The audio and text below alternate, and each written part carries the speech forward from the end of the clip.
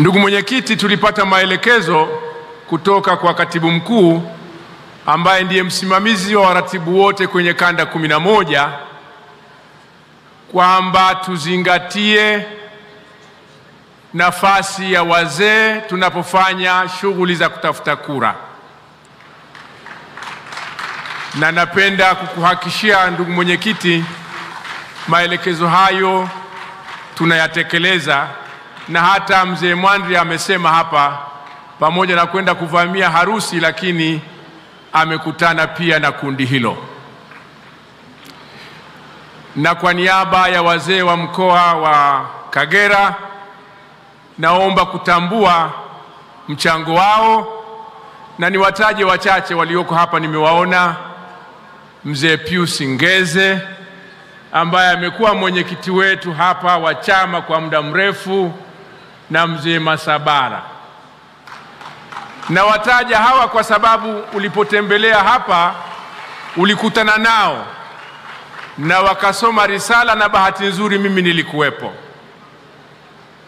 Nimepata salamu zao, wameniomba nikushukuru na kukupongeza kwamba yale ambayo waliyapendekeza na dukuduku walizokuwa nazo kuhusu maendeleo ya mkoa wetu umeyatekeleza. Tunakupongeza kwa uungwana wako na usikivu wako. Sitaki kurejea aliyoyasema mwenyekiti wetu wa mkoa, ameyafafanua vizuri.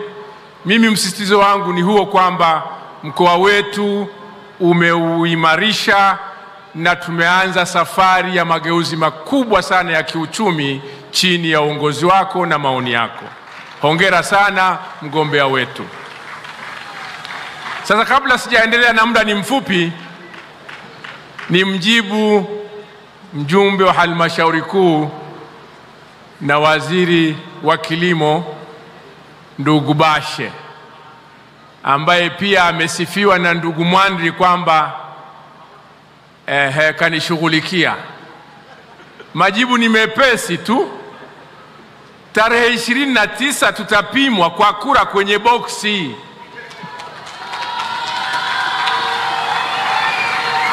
Na mimi nimeshakuwa katibu mkuu wa chama, kwa hiyo navijua vigezo atakavyovitumia katibu mkuu kutuweka kwenye mstari, nani wa kwanza nani wa mwisho. Sasa majibu ni haya. Mpiga kura, mimi napiga kura Dodoma, na kituo cha mgombea urais ni kwamba atapiga Chamwino kura yake. Kwa hiyo kura namba 1 kwenye kanda yetu itatoka Chamwino.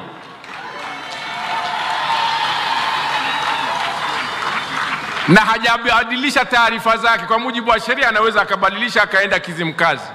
Nimemnong'oneza hapa nikamuuliza hili niliseme, akasema anapiga Chamwino na anasubiri matokeo Chamwino. Hapo vipi? Hata mimi ambaye pia ni mratibu nimejiandikisha Dodoma mjini na ninapiga kura Dodoma mjini. Kabla ya tarehe 29 ziko kura 2. Na mimi nina hakika kama hujabadilisha matokeo mzee Mwandri, itabidi ukapigie Dodoma.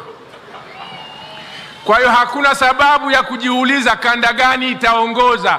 Kanda itakayoongoza ni kanda ya kati. CCM hoye! Sasa nikifafanua, katibu mkuu anasema subiri tarehe 29, na mimi naheshimu na ninatii maelekezo yako. Tunakupongeza na kukushukuru sana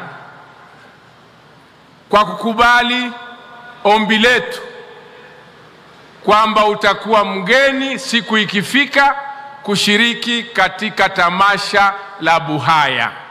Naomba mshangilie kwa makofi makubwa. Nimepata nafasi hii kukupongeza. Wewe ni muungwana, wewe ni msikivu.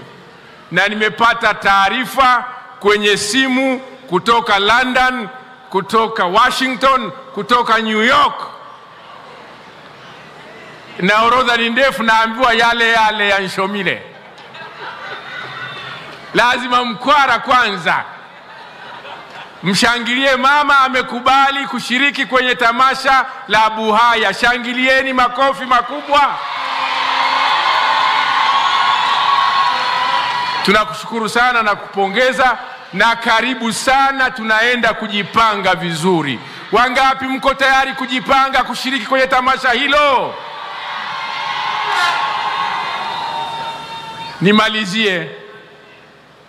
Nimalizie kwa kutaja jambo kubwa katika mageuzi unayoyafanya kuhusu muundo wa elimu katika nchi yetu. Mitaala imebadilika na muundo umebadilika. Ifikapo mwaka 2027, elimu ya lazima itakuwa kidato cha 4. Hilo ni badiliko kubwa sana.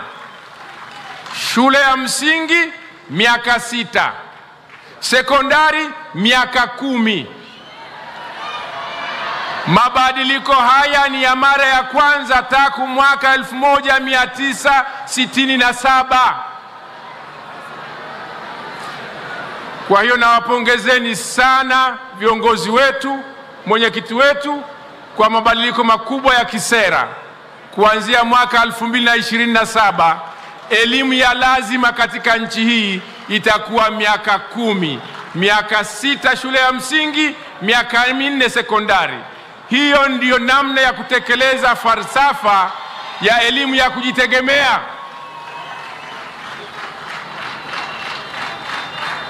Falsafa ya elimu ya kujitegemea ni kwamba sasa watoto watakaa shuleni miaka 10, na hiyo itawaongezea umri wa kuishi, na wakitoka kule watakuwa wamepata maarifa na stadi zao ili waweze kujitegemea. Na mfumo huo sasa unatulazimisha kuweza kujipanga vizuri ili vyuo hivyo vya VETA vinavyojengwa na vyuo vya ufundi viweze kuwawezesha vijana waweze kuwa na uwezo na ujuzi wa kujitegemea. Asanteni sana na wapongezeni sana wana Kagera, mmetupa heshima. Na wapongeza wazee wa Kagera kwa kuendelea kutuongoza, na kipongeza Chama cha Mapinduzi kwa kutupa heshima. Na Mungu akipenda tuendelee kujivuna na kusherehekea maendeleo yanayoendelea kupatikana chini ya uongozi wa Dr. Samia Suluhu Hassan. CCM hoye! Naomba nimkaribishe